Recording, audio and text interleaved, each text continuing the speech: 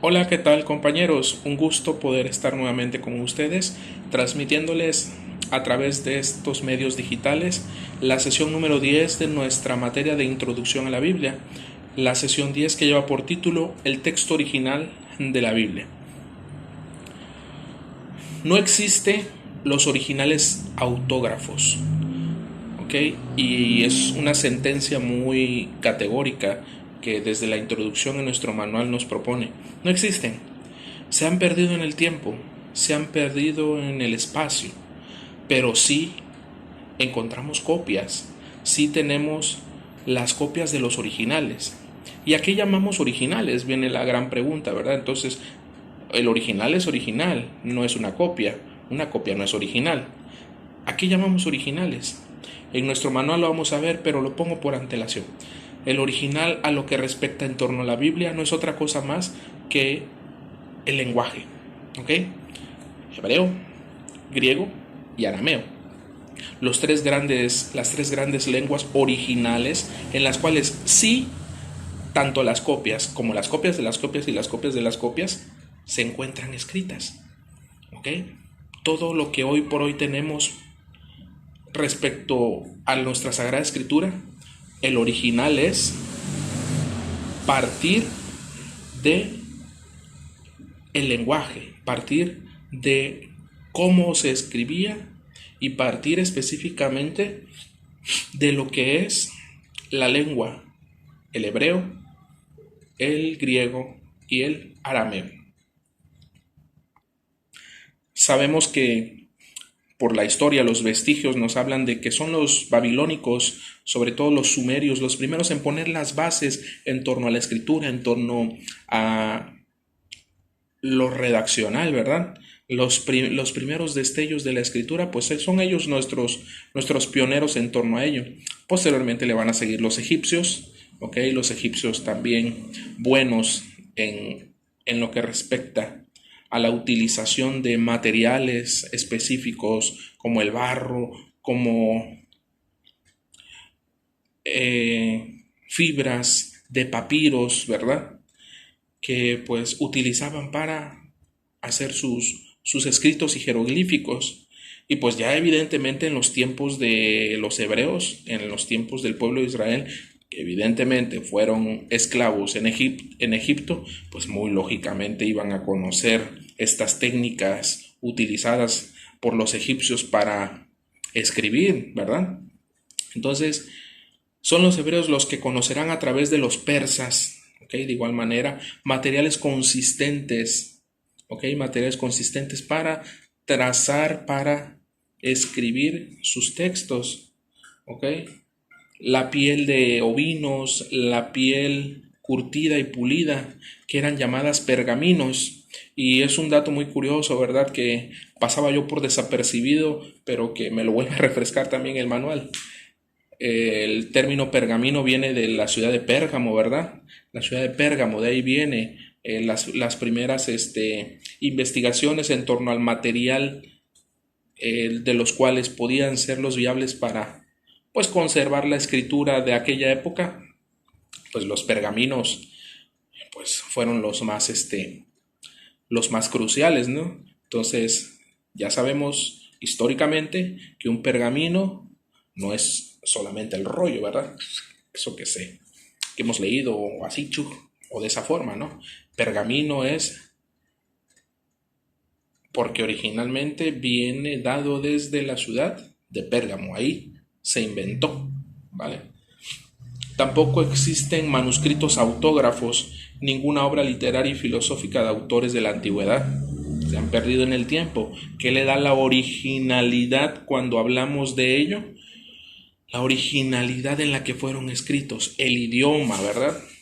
No tenemos los originales quizá de Aristóteles, pero ¿por qué se le llaman los originales de Aristóteles o de los escritos de Aristóteles? Porque están escritos en la lengua griega, en la lengua que utilizaron en esa época para la escritura de ese texto. Nos dice que entre las copias antiguas que disponemos de los originales de la Biblia cabe mencionar lo siguiente. Son 4 puntos.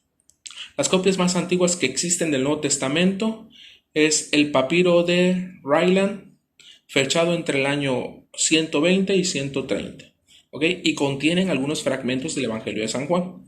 Del Antiguo Testamento y del Nuevo Testamento existen dos códices, pergaminos muy importantes, el Códice Vaticano y el Códice Sinaítico, ambos del siglo IV. ¿Ok? Además, el Alejandrino, el Efrén, el Besa, que son de 3 siglos, los 3 de los siglos. Son del siglo V. ¿Ok? Cuarto, de la Biblia hebrea, el Códice Leningrado, el Códice de Leningrado, perdón, contiene textos masoréticos, fechados del siglo X, y otros papiros importantes de Bodmer del siglo II. ¿Ok? En torno a estas copias antiguas que disponemos de los originales de las Biblias. ¿Ok? De ahí es donde se han hecho recopilaciones. ¿Ok? Se han guardado. ¿Qué son las versiones? Nos dice en la página 99. ¿Qué es una versión? Pues es una traducción hecha en otras lenguas. ¿Ok? Entonces las versiones de la Biblia se han hecho en traducciones a otras lenguas, ¿ok? Y es importante tenerlo en cuenta. Estas se deben a la necesidad de traducir constantemente el pensamiento bíblico al lenguaje contemporáneo, y eso es importante. Las versiones, ¿ok? Es importante tener en cuenta en torno a este punto de que el pensamiento bíblico o las nuevas actualizaciones de las escrituras que tenemos quizá en nuestras casas, las más nuevas, pues respondan al pensamiento y al lenguaje que hoy por hoy hablamos. ¿Okay? No es lo mismo que leamos una sagrada escritura con el lenguaje o el género literario con el que fue escrito, por ejemplo, valga la expresión, el Quijote de la Mancha, con tanta alegoría, con tanta elocuencia, con tanta elegancia y quizá con muchos modismos de la época que pudiéramos no entender, a tener un texto del Quijote, por ejemplo, con el lenguaje ya más actual. Entonces, con un lenguaje que pues de verdad nos pueda llegar. Así sucede con las versiones de la escritura.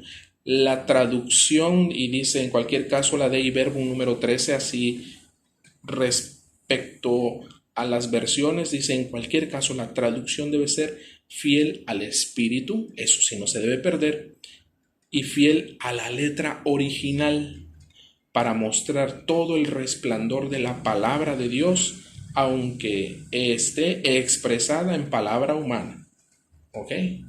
No se puede perder por tal razón la fidelidad al espíritu que inspira la escritura, y 2, la fidelidad a la letra original, es decir, al griego, al hebreo y al arameo. ¿Okay? La versión debe ser fiel al pensamiento revelado y al lenguaje de igual forma. De lo contrario, estaríamos ante una adaptación, no ante una traducción. ¿Ok?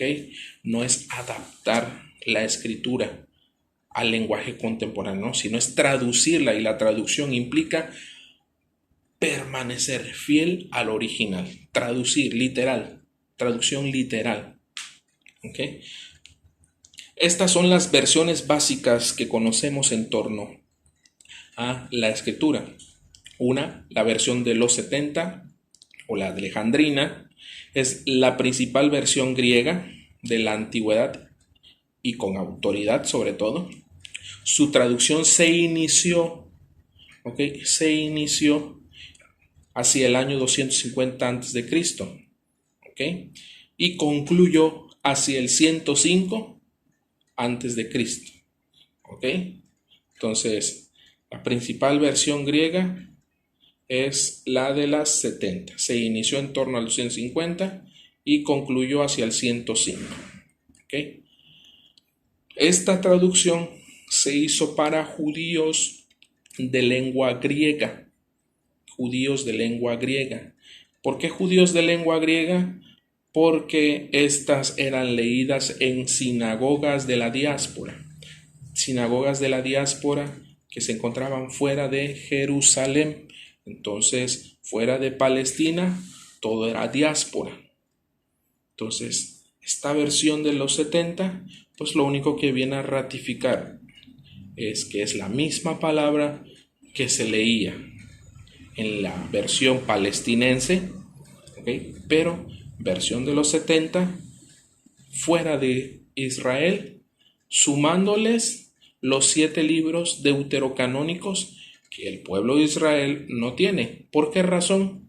Porque están escritos en griego, ¿okay? Están escritos en griego y ellos estableciendo en su canon palestinense los lineamientos para que esta Biblia quedara como la oficial del pueblo, pues simple y sencillamente había que descartar estos 7 por conservar la fidelidad al hebreo. ¿Okay? Segunda versión básica, la versión latina.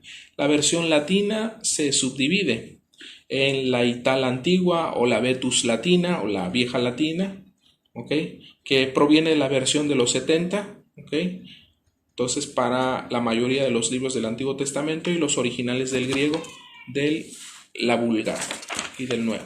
Por otra parte, la Vulgata, hacia finales del siglo IV, el Papa Dámaso encargó a San Jerónimo hacer una nueva versión latina, ¿okay? Teniendo presente la Itala antigua. ¿Vale? Esta versión se impuso en el siglo VII definitivamente, ¿ok? Esta iba a ser la versión oficial y original, y de aquí parten prácticamente pues las nuevas versiones que tenemos hoy por hoy, ¿verdad? De dominio vulgata, porque su intención de la obra era vulgarizarla, ¿ok? Y no es el término que pues podamos decir que sea como hoy lo conocemos, ¿verdad? Sino vulgarizarla es que tuviera dominio público, que sea para el pueblo, vulgo, pueblo, ¿verdad? En latín. La Neovulgata, que es la misma versión de la Vulgata, en la que se han incorporado avances y descubrimientos recientes. ¿Okay? Avances y descubrimientos recientes en torno a esa época, ¿okay? No recientes ahora, no hay neovulgatas aquí. Ya tenemos versiones distintas que quizá muchos de nosotros conocemos, pero la neovulgata la vulgata fue evolucionando en esa época, en ese tiempo, en esos siglos, en ese siglo IV más o menos, siglo VII, entonces los primeros siglos pues había que seguir trabajando, ¿verdad? Luego llega la escolástica y todo esto, y entonces pues ya hay versiones ya más sofisticadas para esa época. Sin embargo, para la nuestra, las traducciones, las versiones que van muy ligadas a estas, pues a final de cuentas se adentran a la fidelidad de la escritura, de la palabra y de lo revelado. Okay. Principales categorías de las traducciones. Nos dice que se pueden encontrar en las traducciones ciertas laboriosidades, ciertas dificultades, evidentemente, porque pues traducir una Biblia es complejo, porque debe de uno de tener en cuenta, sobre todo, la fidelidad al texto y conservar lo que allí se quiere transmitir con la palabra de Dios. Utilizar gran variedad de géneros literarios. Es importante tener en cuenta que las categorizaciones sobre las traducciones pues deben de tener en cuenta este aspecto tan particular de los géneros literarios, y que existen un sinfín de géneros literarios. Una segunda dificultad que se puede hallar es la extensión del conjunto de la Biblia. Son 73 libros, sí, y dirán, pues no son muchos, sí, pero cada libro es un contenido distinto, cada libro pues tiene una profundidad muy particular y propia. Tercer rubro, además de la dificultad del lenguaje, además de la dificultad de los géneros, podemos hallar 2/3 que se encuentran escritos en hebreo, pero en un hebreo muy antiguo, de hace más de 2500 años. No es el hebreo que hoy se habla en Israel, ¿ok? Es un hebreo antiguo. ¿Ok? Un tercio de la Biblia escrita en griego koiné, en griego culto.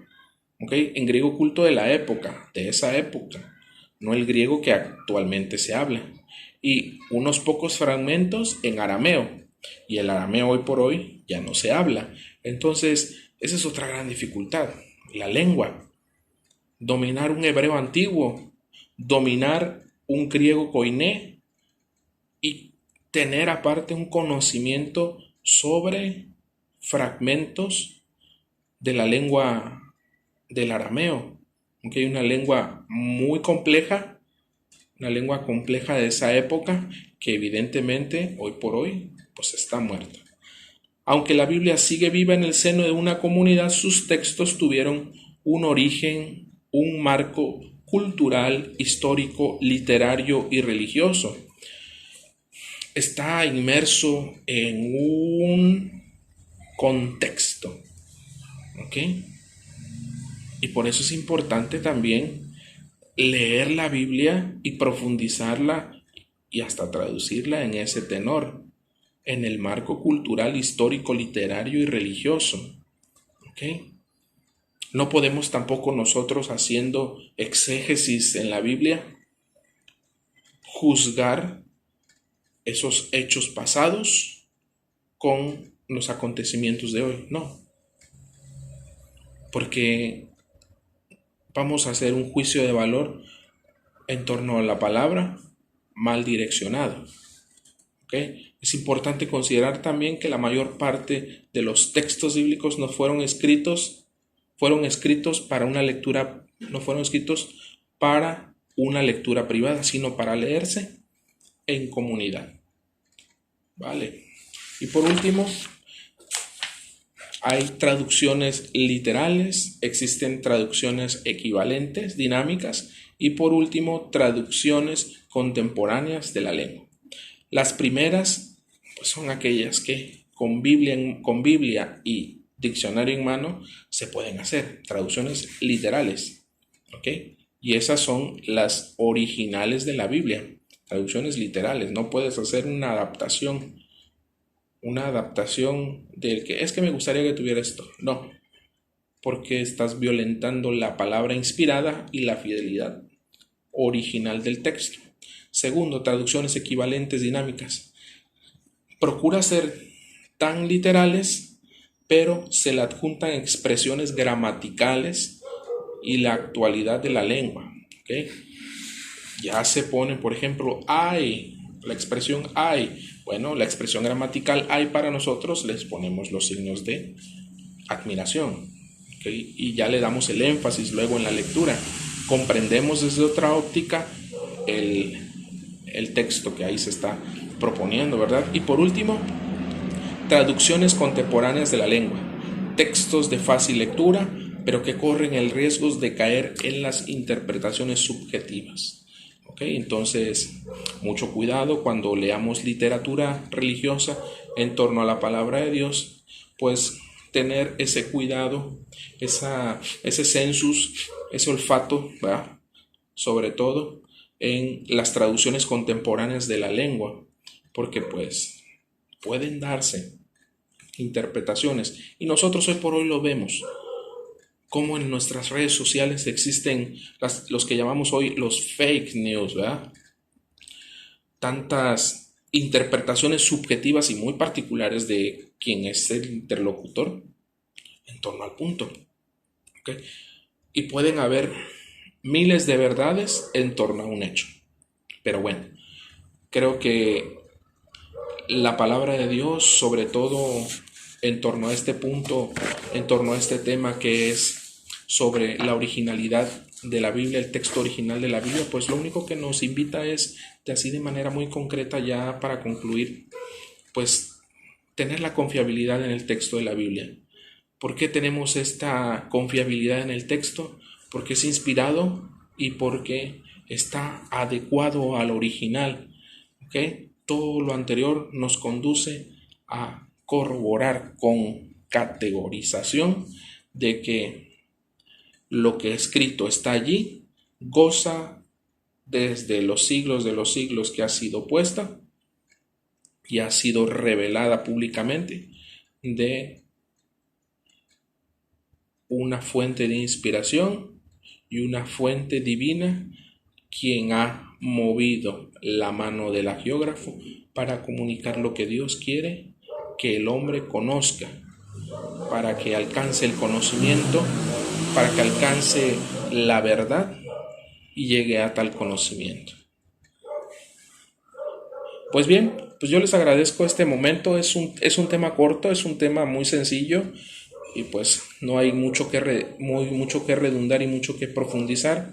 Entonces esto es para reforzar más nuestra materia y pues bueno, espero que Dios nos esté conduciendo, nos esté ayudando, nos esté dando sobre todo la fuerza necesaria que nuestros corazones están día a día pidiendo a Dios para que ya concluya esta situación de contingencia mundial, que ya vaya abriéndose el telón de nuestras vidas, sobre todo no para caer ya en la rutina, porque estas experiencias nos deben de hacer leer los signos de los tiempos, no caer en la rutina, sino sobre todo ver el plan salvífico de Dios, no solo a través de su palabra, sino a través de los acontecimientos que nos van marcando y trazando la historia, porque esto en 5, 10, 15, 20 años, para los niños pequeños, quienes ya hayamos caminado en esta vida, podemos haberle dicho, tuvimos la experiencia, ya es historia, sí, pero marcó nuestra historia, así como generaciones pasadas a nosotros nos han dicho la malaria, nos han dicho sobre la peste negra, sobre tantas enfermedades que han acabado al mundo, guerras, hambres, todas estas situaciones tan pandémicas que se viven, pues a fin de cuentas que no sea una historia más que podamos contar a nuestras generaciones venideras, sino que pues sean acontecimientos de experiencia de vida transformacionales, ¿verdad? Que tengan un excelente día, Dios les bendiga, les siga animando, les siga conduciendo y siga ratificando su corazón y les siga alentando en el camino de la fe. Muchas gracias.